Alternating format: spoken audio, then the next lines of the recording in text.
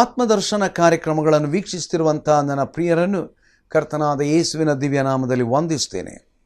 ದೇವರ ಈ ಕಾರ್ಯಕ್ರಮಗಳನ್ನು ಆಶೀರ್ವದಿಸುವಂತೆ ಪ್ರಾರ್ಥನೆ ಮಾಡೋಣ. ಭೂಮಿ ಆಕಾಶಗಳನ್ನು ನಿರ್ಮಾಣ ಮಾಡಿದ ಪರಲೋಕದ ತಂದೆಯಾದ ದೇವರೇ, ನಿನ್ನ ವಾಕ್ಯದ ಸತ್ಯಗಳನ್ನು ನಾವು ಅಭ್ಯಾಸ ಮಾಡುವಾಗ ನೀ ನಮಗೆ ಸಹಾಯ ಮಾಡು. ಪ್ರಿಯ ವೀಕ್ಷಕರನ್ನು ಕರುಣಿಸು. ನಿನ್ನ ವಾಕ್ಯದ ಸತ್ಯಗಳನ್ನು ಅರ್ಥ ಮಾಡಿಕೊಳ್ಳುವಂತೆ ಅನುಗ್ರಹಿಸು. ಯೇಸು ಕ್ರಿಸ್ತನ ದಿವ್ಯನಾಮದಲ್ಲಿ ನಮ್ಮ ಪ್ರಾರ್ಥನೆ ಕೇಳಿದ್ದಕ್ಕಾಗಿ ಸ್ತೋತ್ರ ಉಂಟಾಗಲಿ ಕರ್ತನೆ. ಆಮೇನ್. ನನ್ನ ಪ್ರಿಯರೇ, ಪ್ರಕಟಣೆ 11ನೇ ಗ್ರಂಥ ಅದನ್ನು ಅಧ್ಯಯನ ಮಾಡ್ತಾ ಇದ್ದೇವೆ. ಅದರಲ್ಲಿ ನೀವು ನೆನೆಸ್ಬೋದು, ಬಹಳ ನಿಧಾನವಾಗಿ ಹೋಗ್ತಾ ಇದ್ದೇವೆ ಎಂಬುದಾಗಿ. ನಾನು ಆದಷ್ಟು ನಿಧಾನವಾಗಿ ಅದನ್ನು ವಿವರಣೆ ಮಾಡ್ತಾ ಇದ್ದೇನೆ, ಯಾಕಂದರೆ ನಾವಿದನ್ನು ಸ್ಪಷ್ಟವಾಗಿ ಅರ್ಥ ಮಾಡಿಕೊಳ್ಬೇಕು. ನಾನು ಸುಲಭವಾಗಿ ಇದನ್ನು ಏನೋ ಹೇಳಿ ಹೋಗ್ಬೋದು, ಮುಗಿಸ್ಬೋದು. But that is not my intention. ನಾವು we need to get into the depth of the teaching of the word of God. ದೇವರ ವಾಕ್ಯದ ಆಳಕ್ಕೆ ನಾವು ಇಳಿದು ಹೋಗಬೇಕು. ನಾವು ಅದನ್ನು ಆಲೋಚನೆ ಮಾಡೋಣ. ಈಗ ಅಲ್ಲಿ ಏನಂತ ನಾವು ನೋಡಿದೆವು ಕಳೆದ ಸಾರಿ, 2ನೇ ವಚನ, ಅವರು ಪರಿಶುದ್ಧ ಪಟ್ಟಣವನ್ನು 42 ತಿಂಗಳು ತುಳಿದಾಡುವರು. ಯಾರವರು? ಅನ್ಯ ಜನರು. ಯಾರು ಅನ್ಯರು ಅಂದರೆ, ನಾವು ಸತ್ಯವೇದವನ್ನು ನೋಡುವಾಗ ಅನೇಕರು ಅನ್ಯರಂತಲ್ಲಿ ಹೇಳಿದರೆ, ಯಹೂದ್ಯರಲ್ಲದವರನ್ನು ದೇವರ ವಾಕ್ಯ ಅನ್ಯರೆಂಬುದಾಗಿ ಹೇಳುತ್ತದೆ. ನಾವು ಅನೇಕ ಸಾರಿ ಈ ಅನ್ಯರು ಎಂಬಂಥ ಪದವನ್ನು ತಪ್ಪಾಗಿ ಗ್ರಹಿಸಿಕೊಳ್ತೇವೆ. ಆದರೆ ಸತ್ಯವೇದದಲ್ಲಿ ಬರೆದಂಥ ಅನ್ಯರು ಎಂಬಂಥ ಪದ ಯಹೂದ್ಯರಲ್ಲದವರು. A non Jew is called a heathen ಅಥವಾ ಅನ್ಯರು. ಓಕೆ, ಇವಾಗ ಏನಾಗ್ತದಂತೆ, ನಾವು ಇದನ್ನು ಆಲೋಚನೆ ಮಾಡೋಣ. The persecution of the Revelation 7 relate to this period, commonly called the Great Tribulation. ನಾವು ಪ್ರಕಟಣೆ ಗ್ರಂಥ 7ನೇ ಅಧ್ಯಾಯಕ್ಕೆ ಬಂದಾಗ ಮಹಾ ಸಂಕಟ ಕಾಲ ಪ್ರಾರಂಭವಾಗುವಂಥ ಕೆಲವಾರು ವಿಚಾರಗಳನ್ನು ನಾವು ನೋಡಿದ್ದೇವೆ. Now may I tell you one thing, that Great Tribulation, ಆ ಸಂಕಟ ಕಾಲ ಇವಾಗ ಅದು ಈಗ ನಾವು ಓದುತ್ತಿರುವಂಥ ಹಿನ್ನೆಲೆಯಲ್ಲಿರುವಂಥದ್ದು. Now the beast has already moved his armies into Jerusalem. ಆ ಮೃಗವು ತನ್ನ ಆ ಒಂದು ಎಲ್ಲ ಸೈನ್ಯವನ್ನು ಎಲ್ಲಿ ಒಳಗೆ ಕರ್ಕೊಂಡು ಬಂದಿದ್ದಾನೆ? ಇಸ್ರಾಯೇಲ್ ದೇಶದ ಒಳಗೆ ಬಂದಾಗಿದೆ. Presumably under the terms of the pact which promises protection for Israel against the Arabs and even Russians. Arab ರಾಷ್ಟ್ರದವರು, ರಷ್ಯಾ ದೇಶದವರು ಇಸ್ರಾಯೇಲ್ಯರ ವಿರುದ್ಧವಾಗಿ ಹೋರಾಟ ಮಾಡದಂತೆ ನಾವು ನಿಮಗೆ ಭದ್ರತೆಯನ್ನು ಕೊಡುತ್ತೇವೆ ಎಂಬಂಥ ಒಂದು 7 ವರ್ಷದ ಒಪ್ಪಂದವನ್ನು ಮಾಡಿಕೊಂಡ ನಂತರ ಏನಾಯಿತು? 3 ವರ್ಷ ದಾಟಿ ಹೋಯಿತು. With the Russian threat gone and the Arab states in complete disarray, ಅಷ್ಟು ಹೊತ್ತಿಗೆ ಏನಾಗ್ತದೆ? ರಷ್ಯಾದಿಂದ ಬರಬೇಕಾದಂಥ ವಿರೋಧ ಕಡಿಮೆಯಾಗಿ ಹೋಯಿತು. ಅರಬ್ ರಾಷ್ಟ್ರಗಳು ಅವುಗಳು ಕುಸಿದು ಬೀಳುವಂಥ ಸ್ಥಿತಿಗೆ ಬಂದಿದೆ. The beast now plans to rule the world and to weld it into the single political, cultural, religious and economic unity. ನೋಡ್ರಿ, ಈ ದುರಾತ್ಮನು, ಕ್ರಿಸ್ತ ವಿರೋಧಿಯು, ತನ್ನ ಹತೋಟಿಯನ್ನು ಇಸ್ರಾಯೇಲ್ಯರ ಮಧ್ಯದಲ್ಲಿ ಆತನು ತಾನು ಪಡೆದುಕೊಂಡ ನಂತರ ಆತನು ಮಾಡತಕ್ಕಂಥದ್ದು ರಾಜಕೀಯವಾದ, ಸಾಮಾಜಿಕವಾದ, ಧಾರ್ಮಿಕವಾದ, ಆರ್ಥಿಕವಾದಂಥ ಏಕತೆಯನ್ನು ಆತನು ತರುತ್ತಾನೆ. The devil is going to bring an oneness of the political oneness, cultural oneness, religious oneness, economic oneness. ಈಗಲೂ ಕೂಡ ಜನರು ಏನನ್ನು ಮಾತಾಡ್ತಾ ಇದ್ದಾರೆ? ರಾಜಕೀಯ ಏಕತೆ, ಬೇರೆ ಬೇರೆ ರಾಜಕಾರಣಿಗಳಿರ್ಬೋದು, ನಾವೆಲ್ಲರೂ ಒಂದು. ಕಲ್ಚರಲ್ ಒನ್ನೆಸ್, ಸಾಂಸ್ಕೃತಿಕವಾದಂಥ ಹಿನ್ನೆಲೆ, ರಿಲಿಜಿಯಸ್ ಒನ್ನೆಸ್, ಧಾರ್ಮಿಕವಾದಂಥ ಏಕತೆ. ನಾವೆಲ್ಲರೂ ಒಂದು. ಭಾರತ ದೇಶದಲ್ಲಿ ಕೂಡ ನಾವು ಹೇಳ್ತೇವೆ ಏನಂತ ಹೇಳಿದ್ರೆ, ಎಲ್ಲ ನದಿಗಳು ಹೋಗಿ ಸಮುದ್ರಕ್ಕೆ ತೇರುವ ಹಾಗೆ ಎಲ್ಲ ಧರ್ಮಗಳು ಅವುಗಳೆಲ್ಲ ಒಂದೇ ಆಗಿದೆ. Economic unity. ಯಾಕಪ್ಪ? ಭಾರತ ದೇಶದಲ್ಲಿ ರೂಪಾಯಿ, ಅಮೇರಿಕ ದೇಶದಲ್ಲಿ ಡಾಲರು, ಇನ್ನು ಯೂರೋ ಕಾಯಿನ್ಗಳು, ಇನ್ನು ಗಲ್ಫ್ ರಾಷ್ಟ್ರದಲ್ಲಿ ಇನ್ನೇನೋ ಬೇರೆ, ಇನ್ನು ಬೇರೆ ಬೇರೆ ಕಡೆಗಳಲ್ಲಿ ಬೇರೆ ಬೇರೆ ಕಾಯಿನ್ಗಳು, ಬೇರೆ ಬೇರೆ ನಾಣ್ಯಗಳು. ಯಾಕೆಷ್ಟೆಲ್ಲ ಕಷ್ಟ? ಸಿಂಗಲ್ ಕರೆನ್ಸಿ ಇದ್ರೆ ಒಳ್ಳೆಯದಲ್ಲ. The thought of single currency is already mooted in the world. The thought of a single currency is already very much prevalent in the world. ಲೋಕದಲ್ಲಿ ಈಗಾಗಲೇ ಅದು ಒಂದು ಫೇಮಸ್ ಪ್ರಾಮುಖ್ಯತೆಗೆ ಅದು ಬರ್ತಾ ಉಂಟು. Israel is now only of minor importance to the devil. And the fact that resistance to his religious program is centered there only enrages him. ಧಾರ್ಮಿಕವಾದಂಥ ವಿಚಾರಗಳು ಇವಾಗ ಈ ದುರಾತ್ಮನಿಗೆ ಆತ್ಮನಿಗೆ ಕೋಪವನ್ನುಂಟು ಮಾಡುತ್ತದೆ. ಯಾಕೆ ಗೊತ್ತಾ? ಯಾಕೆ ಅವನಿಗೆ ಕೋಪ ಬರ್ತದೆ? ಯಹೂದ್ಯರು ಅವರು ತಮ್ಮ ದೇವಾಲಯದಲ್ಲಿ ಯಾರನ್ನು ಆರಾಧಿಸ್ತಾರೆ? ಯೆಹೋವ ದೇವರು, ಒಬ್ಬನೇ ದೇವರು, ಯೆಹೋವ ದೇವರು. Oh, that resistance is focused in the dramatic ministry of the two witnesses, which has already been of considerable duration.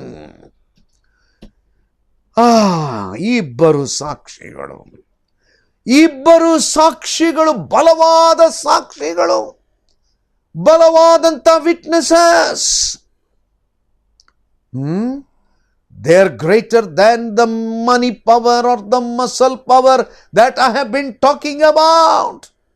ಹಣದ ಪ್ರಭಾವ, ತೋಳ್ಬಲದ ಪ್ರಭಾವಕ್ಕಿಂತಲೂ ಹೆಚ್ಚಿನ ಬಲ. We are told that their witnesses will last 1260 days. 1260 ದಿನಗಳು. 3ನೇ ವಚನ ನೋಡ್ರಿ. ಇಬ್ಬರು ಸಾಕ್ಷಿಗಳು ಗೋಣಿ ತಟ್ಟುಗಳನ್ನು ಹೊದ್ದುಕೊಂಡು 1260 ದಿನಗಳ ತನಕ ಪ್ರವಾದಿಸುವ ಹಾಗೆ ಮಾಡುವೆನು. 1260 ದಿನಗಳು. ವರ್ಷಕ್ಕೆ ಲೆಕ್ಕ ಮಾಡಿದರೆ 3.5 ವರ್ಷಗಳು. 3.5 years or 42 months. Using the biblical 360 days calendar as the basis for calculation. ನಮ್ಮ ಲೆಕ್ಕದ ಪ್ರಕಾರ ನಾವು ರೋಮನ್ ಕ್ಯಾಲೆಂಡರ್ ಯೂಸ್ ಮಾಡೋದು. ಯಾವುದದು? 365 ದಿನ. The biblical calendar 360 days.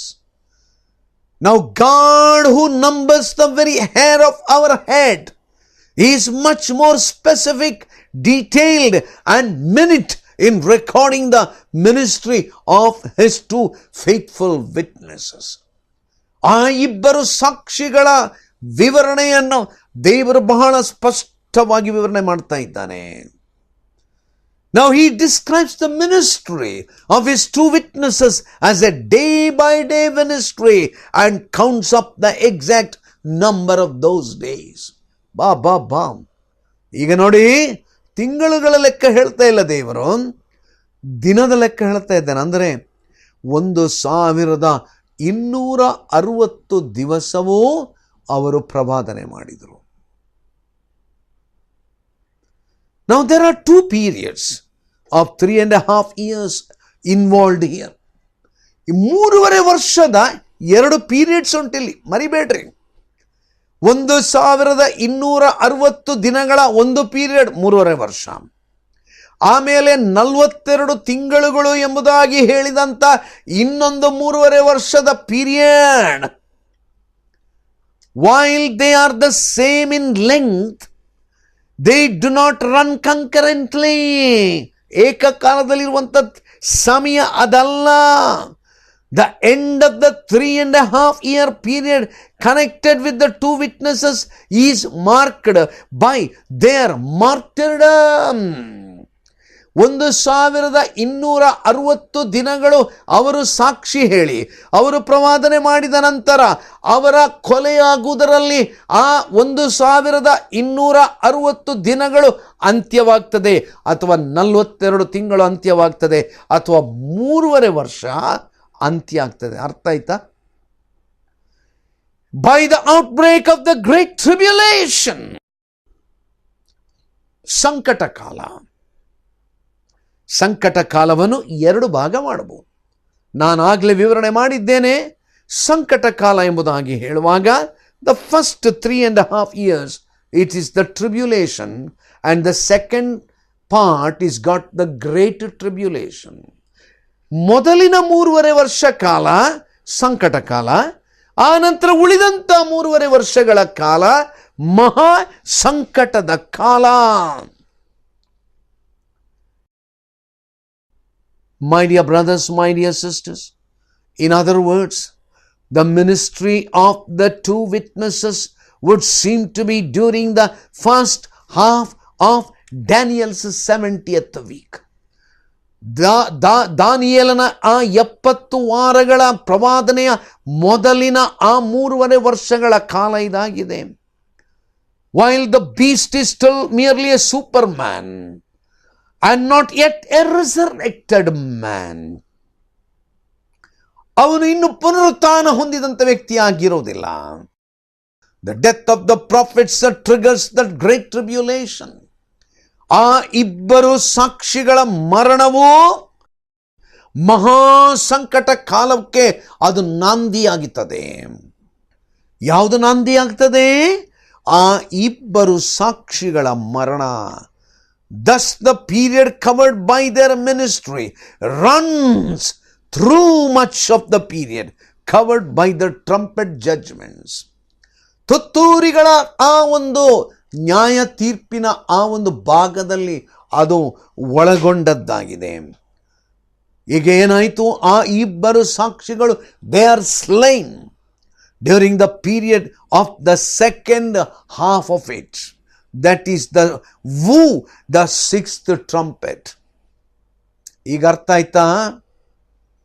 ನಡುವಣ ಪ್ರಸ್ತಾಪ, ಆ 6ನೆಯ ತುತ್ತೂರಿ ಊದುವ ಸಮಯದಲ್ಲಿ ನಡೆಯುವಂಥ ಇನ್ನೊಂದು ವಿಚಾರಗಳ ಕುರಿತಾಗಿ ಏನೆಲ್ಲ ನಡೀತದೆ ಎಂಬುದನ್ನು 11ನೇ ಅಧ್ಯಾಯ ವಿವರಣೆ ಮಾಡುತ್ತದೆ ಎಂಬುವಂಥ ನಡುವಣ ಪ್ರಸ್ತಾಪ ಪ್ಯಾರಂಥೆಟಿಕಲ್ ಚಾಪ್ಟರ್ನಲ್ಲಿ ಇರತಕ್ಕಂಥ ವಿವರಣೆಗಳು ಪ್ರಿಯರೇ ಅರ್ಥ ಆಯಿತು ಅಂತ ನಾನು ನಂಬ್ತೇನೆ. Their mandate is remarkable for the supernatural powers involved. John tells us of these two men that they performed great signs in executing their mandate. ದೇವರು ಅವರಿಗೆ ಕೊಟ್ಟಂತ ಅಪ್ಪಣೆಯನ್ನು ನೆರವೇರಿಸುವುದರಲ್ಲಿ ಅವರು ಅನೇಕ ಸೂಚಕ ಕಾರ್ಯ, ಮಹತ್ ಕಾರ್ಯಗಳನ್ನು ಅವರು ಮಾಡುವುದಕ್ಕಿದ್ದಾರೆ. You know what God is telling about them? ದೇವರು ಇವರ ಕುರಿತು ಏನು ಹೇಳ್ತಾ ಇದ್ದಾನೆ ನಾವು ಅದನ್ನು ಓದಿದೆವು. 4ನೇ ವಚನ, ಭೂಲೋಕದ ಒಡೆಯನ ಮುಂದೆ ನಿಂತಿರುವ 2 ಎಣ್ಣೆಯ ಮರಗಳು, 2 ದೀಪ ಸ್ತಂಭಗಳು ಇವರೇ. ಇವರು ಯಾರಂತೆ? Look at that. What God is telling about them in 4th verse of 11th chapter. In English, God says, these are the 2 olive trees and the 2 candlesticks standing before the God of the earth. And if any man will hurt them, fire proceedeth out of their mouth and devoureth their enemies. And if any man will hurt them, he must in this manner be killed. There has been much speculation about the identity of these 2 men. ಈ ಇಬ್ಬರು ಸಾಕ್ಷಿಗಳ ಕುರಿತು ಅನೇಕ ರೀತಿಯಲ್ಲಿ ಅವರು ತಿಳಿಯಪಡಿಸ್ತಾರೆ. ಒಬ್ರು ಹೇಳ್ತಾರೆ, probably these 2 witnesses, they are Elijah and Moses. ಯಾಕೆ ಎಲಿಯನು? Fire was characteristic of his ministry, and his miracles were frequently those of judgment. Something the other witness might be Moses. Yake? For he, like Elijah, was a representative man. Between them they stood for the Old Testament ministry, the law and the prophets. ಅಪ್ಪಣೆಗಳು ಮತ್ತು ಪ್ರವಾದಿಗಳ ಮಧ್ಯದಲ್ಲಿ ಅವರಿಬ್ಬರಿದ್ದಾರೆ. Together they stood with the Lord on the Mount of Transfiguration. But since both these witnesses are to be executed by the beast, the case for Moses is weakened. ಮೋಶೆ ಎಂಬುದಾಗಿ ಹೇಳುವಂತಹದ್ದು ಅದು ಹೆಚ್ಚು ಬಲವಾಗಿ ಹೇಳಲಿಕ್ಕೆ ಬರುವುದಿಲ್ಲ. Moses has already died, and it is appointed unto man once to die. ದೇವರ ವಾಕ್ಯ ಹೇಳುವಂತಹದ್ದು ಇಬ್ರಿಯ 9:27. It is appointed. ಒಬ್ಬ ಮನುಷ್ಯನಿಗೆ ದೇವರು ನೇಮಕ ಮಾಡಿದ್ದು ಒಂದೇ ಸಾರಿ ಸಾಯುವಂಥದ್ದು, 2 ಸಾರಿ ಸಾಯುವುದಿಲ್ಲ. Something the second witness is Enoch. ಹನೋಕನೆಂಬುದಾಗಿ ಹೇಳ್ತಾರೆ. Enoch, like Elijah, was a lonely voice for God in an apostate age. And again, like Elijah, he was caught up living into heaven without passing through the article of death. ಮರಣವನ್ನು ಕಾಣದೆ ಆತನು ದಾಟಿ ಹೋದಂಥವನು. ನನ್ನ ಪ್ರಿಯರೇ, ನನ್ನ ಉದ್ದೇಶ ಇವರು ಈ ವಿಟ್ನೆಸಸ್ ಯಾರು ಎಂಬುವಂಥದ್ದನ್ನು ನಿಮಗೆ ಲೆಕ್ಕಾಚಾರ ಮಾಡಿ ಹೇಳುವಂಥದ್ದಲ್ಲ. So much. Then for the mandate of these messengers, it was a mandate of supernatural power entrusted to them for a specific period and centered on a special place. ದೇವರವರಿಗೆ ಕೊಟ್ಟಂತ ಅಪ್ಪಣೆ ಒಂದು ಸ್ಪಷ್ಟವಾದಂಥ ಕಾಲಮಾನ, ಆ ಒಂದು ಸ್ಪಷ್ಟವಾದಂಥ ಆ ಒಂದು ಹಿನ್ನೆಲೆ, ಆ ಲೆಕ್ಕಾಚಾರ ಉಂಟು ಮತ್ತು ಆ ಸ್ಥಳ ಉಂಟು.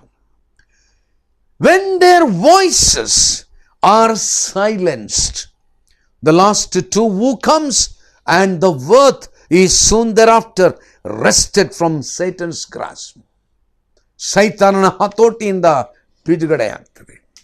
ನನ್ನ ಪ್ರಿಯರೇ, 5ನೇ ವಚನ, ಇವರಿಗೆ ಯಾವನಾದರೂ ಕೇಡನ್ನುಂಟು ಮಾಡಬೇಕೆಂದಿದ್ದರೆ ಇವರ ಬಾಯೊಳಗಿಂದ ಬೆಂಕಿ ಹೊರಟು ಇವರ ಶತ್ರುಗಳನ್ನು ದಹಿಸಿ ಬಿಡುವುದು. ಇವರಿಗೆ ಯಾವನಾದರೂ ಕೇಡನ್ನು ಉಂಟು ಮಾಡಬೇಕೆಂದಿದ್ದರೆ ಅವನಿಗೆ ಈ ರೀತಿಯಾಗಿ ಕೊಲೆಯಾಗಬೇಕು. ನನ್ನ ಪ್ರಿಯರೇ, ಈಗ ಈ ಹಿನ್ನೆಲೆಯಲ್ಲಿ 6ನೇ ವಚನಕ್ಕೆ ನಾವು ಬರಬೇಕು. 6ನೇ ವಚನವನ್ನು ನಾವು ನೋಡೋಣ. ಏನು ಹೇಳ್ತಾ ಉಂಟು 6ನೇ ವಚನ? ತಾವು ಪ್ರವಾದಿಸುವ ದಿನಗಳಲ್ಲಿ ಮಳೆ ಬೀಳದಂತೆ ಆಕಾಶವನ್ನು ಮುಚ್ಚುವ ಅಧಿಕಾರ ಇವರಿಗೆ ಉಂಟು. ಇದಲ್ಲದೆ ಇವರಿಗೆ ಇಷ್ಟ ಬಂದಾಗೆಲ್ಲ ನೀರು ರಕ್ತವಾಗುವಂತೆ ಮಾಡುವುದಕ್ಕೂ ಸಕಲ ವಿಧವಾದ ಉಪದ್ರವಗಳಿಂದ ಭೂಮಿಯನ್ನು ಪೀಡಿಸುವುದಕ್ಕೂ ಅಧಿಕಾರ ಉಂಟು. ಈ ಸಾಕ್ಷಿಗಳು ಅವರು ಕೆಲವು ಅದ್ಭುತಗಳನ್ನು ಮಾಡುವುದಕ್ಕೆ ಅವರು ಶಕ್ತರಾಗಿದ್ದಾರೆ ಅಂತ ವಾಕ್ಯ ನಮಗೆ ಹೇಳ್ತಾ ಉಂಟು. ನೋಡ್ರಿ, ಸ್ವಲ್ಪ ಇದನ್ನು ಆಲೋಚನೆ ಮಾಡ್ರಿ. The miracles of the messengers, that's what we see in verse 6. What are the miracles? Now there are 3 supernatural weapons. They are given to these outstanding servants of God. ಈ ದೇವರ ಶ್ರೇಷ್ಠ ಸಾಕ್ಷಿಗಳಿಗೆ ದೇವರು ಅವರಿಗೆ 3 ವಿಧವಾದಂಥ ವಿಶೇಷವಾದಂಥ ಒಂದು ಆಯುಧಗಳನ್ನು ದೇವರು ಕೊಡ್ತಾನಂತೆ. They are armed with the drought. ಬರಗಾಲವನ್ನು ತರುವಂಥ ಒಂದು ಹಕ್ಕು ದೇವರು ಅವರಿಗೆ ಕೊಟ್ಟಿದ್ದಾನೆ. John says, these have power to shut heaven that it rain not in the days of their prophecy. ಏನು ಹೇಳ್ತದೆ? ತಾವು ಪ್ರವಾದಿಸುವ ದಿನಗಳಲ್ಲಿ, 6ನೇ ವಚನ, ತಾವು ಪ್ರವಾದಿಸುವ ದಿನಗಳಲ್ಲಿ ಮಳೆ ಬೀಳದಂತೆ ಆಕಾಶವನ್ನು ಮುಚ್ಚುವ ಅಧಿಕಾರ ಇವರಿಗುಂಟು. ಮೊದಲನೇ ಅಧಿಕಾರ, ಅಬ್ಬಬ್ಬಾ. ಹಳೆ ಒಡಂಬಡಿಕೆ ನಾವು ನೋಡುವಾಗ this was one of Elijah's great miracles. ಎಲಿಯನು ಈ ಒಂದು ಅದ್ಭುತವನ್ನು ಮಾಡಿದ. In fact, the drought caused by Elijah's prayers lasted 3.5 years in the days of Ahab. ನೀವು ಹಳೆ ಒಡಂಬಡಿಕೆಯನ್ನು ತೆಗೆದು ನೋಡುವಾಗ ಎಲಿಯನು ಮಾಡಿದಂಥ ಪ್ರಾರ್ಥನೆಯ ನಿಮಿತ್ತವಾಗಿ ಆಹಾಬನ ಕಾಲದಲ್ಲಿ 3.5 ವರ್ಷಗಳವರೆಗೆ ಮಳೆ ಆಗಲಿಲ್ಲ. When the two witnesses close the heavens, the rainmakers of earth will seed the clouds in vain. ನನ್ನ ಪ್ರಿಯರ ಅನೇಕರು ನೆನೆಸ್ತಾರೆ, ಈ ಕ್ಲೌಡ್ಗಳು, ಈ ಮಳೆಯೆಲ್ಲ ಆಗುವುದು ವೈಜ್ಞಾನಿಕವಾದಂಥ ಹಿನ್ನೆಲೆಯಲ್ಲಿ, ಅದರಿಂದಾಗಿ ವೈಜ್ಞಾನಿಕವಾದಂಥ ಉತ್ತರ ಎಲ್ಲ ಕೊಡ್ತಾರೆ. ಅದಕ್ಕೆ ಮಳೆ ಆಗಬೇಕಾದ್ರೆ ಅದು ಮೋಡ ಆಗಬೇಕು, ಮೋಡ ಆಗಬೇಕಾದ್ರೆ ಸಮುದ್ರದ ನೀರು ಇವ್ಯಾಪರೇಟ್ ಆಗಬೇಕು, ಆ ನೀರು ಇವ್ಯಾಪರೇಟ್ ಆದ ನಂತರ ಮೋಡವಾಗಿ ಅದು ಭೂಮಿಗೆ ಬೀಳ್ತದೆ. ನನ್ನ ಪ್ರಿಯರೊಂದು ಪ್ರಶ್ನೆ ಕೇಳಲ್ಲ, ಹಾಗಾದರೆ 3 ವರ್ಷಗಳವರೆಗೆ ಈ ಮೋಡ ಸಮುದ್ರದ ನೀರು ಇವ್ಯಾಪರೇಟ್ ಆಗಲಿಲ್ವಾ? 3.5 ವರ್ಷಗಳವರೆಗೆ ವೈಜ್ಞಾನಿಕವಾದಂಥ ರೀತಿಯಲ್ಲಿ ಆಗಬೇಕಾದ್ರೆ ಹಾಗಾದರೆ ಯಾಕೆ ಇವ್ಯಾಪರೇಟ್ ಆಗಲಿಲ್ಲ? ಯಾಕೆ ಮೋಡ ಬರಲಿಲ್ಲ 3.5 ವರ್ಷ? ವಿಜ್ಞಾನಿಗಳೇ ಉತ್ತರ ಹೇಳ್ಬೋದಾ? ಅನೇಕರು ಹೇಳ್ತಾರೆ ದೇವರಿಗಿಂತಲೂ ದೊಡ್ಡದು ವಿಜ್ಞಾನ. But may I tell you, as a servant of God, God is greater than the scientist. God is greater than the science that you and I talk about. Where are the rain gods? ಎಲ್ಲಿದ್ದಾರ್ರೀ ಮಳೆ ಮೋಡದ ದೇವರುಗಳು? When the two witnesses close the heavens, the rainmakers of earth will seed the clouds in vain. Seed clouds. ಮೋಡದಿಂದ ಮಳೆ ಬರುವ ಹಾಗೆ ಮಾಡ್ಬೋದಂತೆ. ಮಾಡ್ರಿ. No invention of science, no prayer to devil will help. ನೀವು ಯಾವ ದೆವ್ವಕ್ಕೆ ಹೋಗಿ ಯಾವ ರೀತಿಯಾದಂಥ ದೆವ್ವಗಳಿಗೆ ಹೋಗಿ ಅಡ್ಡ ಬೀಳ್ರಿ, 3.5 ವರ್ಷ ಮಳೆ ಆಗಲ್ಲ ಅಂದರೆ ಮಳೆ ಆಗಲ್ಲ ರೀ. The two witnesses are armed also with the death, ಮರಣ. John says they have the power over waters to turn them to blood. ಅಬ್ಬಬ್ಬಾ, ನೀರು ರಕ್ತ ಆಗ್ತದಂತೆ. Moses did that. ಮೋಶೆ ಅದನ್ನು ಮಾಡಿದ. Though the magicians of Egypt were able to mimic this particular miracle of his, they were unable to reverse his actions. ಅವರು ಕೂಡ ಮಾಡಿದ್ರಂತೆ ಮೆಜಿಷಿಯನ್ಸು, ನೀರನ್ನು ರಕ್ತ ಮಾಡಿದ್ರು, ರಕ್ತ ನೀರು ಮಾಡ್ಲಿಕ್ಕೆ ಆಗಲಿಲ್ಲ ಅವರಿಗೆ. The beast is a man of blood. It is, he and his subjects be given blood to drink. If indeed this miracle is to be interpreted literally rather than symbolically. ನನ್ನ ಮಾತನ್ನು ಮುಗಿಸುವ ಮೊದಲು 3ನೇ ಒಂದು ಆ ಶಕ್ತಿಯ ಕುರಿತು ಹೇಳ್ತೇನೆ. The two witnesses, they are armed also with the disease. John says they have power to smite the earth with all the plagues as often as they will. ದೇವರು ಆ ಉಪದ್ರವಗಳು, ಸಕಲ ವಿಧವಾದ ಉಪದ್ರವಗಳಿಂದ ಭೂಮಿಯನ್ನು ಪೀಡಿಸಲಿಕ್ಕೆ ಅಧಿಕಾರ ಉಂಟು. Moses did that too. ಮೋಶೆ ಮಾಡಿದ್ನಲ್ಲ. He called for the cattle and the boys and the all kinds of things upon men and women. Terrible new viruses and revitalized plagues which long have cursed mankind will seize upon the world at a word from these two men. No wonder they will be detested and feared around the world. ಇಬ್ಬರು ಸಾಕ್ಷಿಗಳ ಅಧಿಕಾರ. They have 3 supernatural powers: the drought, the death, and the plagues. What a terrible things. Would you like to know more? Watch my program coming Tuesday. ಮುಂದಿನ ವಾರ ಗಮನಿಸಿರಿ. ಅಲ್ಲಿಯವರೆಗೆ ದೇವರು ನಿಮ್ಮನ್ನು ಆಶೀರ್ವದಿಸಲಿ. ಪ್ರಾರ್ಥಿಸೋಣ. ಪ್ರೀತಿಯುಳ್ಳ ಸ್ವಾಮಿ, ನಿನ್ನ ವಾಕ್ಯ ಸತ್ಯವುಳ್ಳ ವಾಕ್ಯ, ಪ್ರವಾದನ ವಾಕ್ಯ. ಮುಂದಕ್ಕೆ ನಡೆಯಬೇಕಾದ ಸಂಗತಿಗಳನ್ನು ನಾವು ಅಭ್ಯಾಸ ಮಾಡ್ತಾ ಇದ್ದೇವೆ. ಸಹಾಯ ಮಾಡು. ಈ ವಾಕ್ಯಗಳನ್ನು ಕೇಳುವುದು ಮಾತ್ರ ಅಲ್ಲ, ಆ ವಾಕ್ಯಕ್ಕೆ ವಿಧೇಯತೆಯನ್ನು ತೋರಿಸುವ ಕೃಪೆ ಕೊಡು. ಯೇಸುವಿನ ದಿವ್ಯನಾಮದಲ್ಲಿ ಪ್ರಾರ್ಥನೆ ಕೇಳಿದ್ದಕ್ಕಾಗಿ ಸ್ತೋತ್ರ ಉಂಟಾಗಲಿ ಕರ್ತನೆ. ಆಮೇನ್.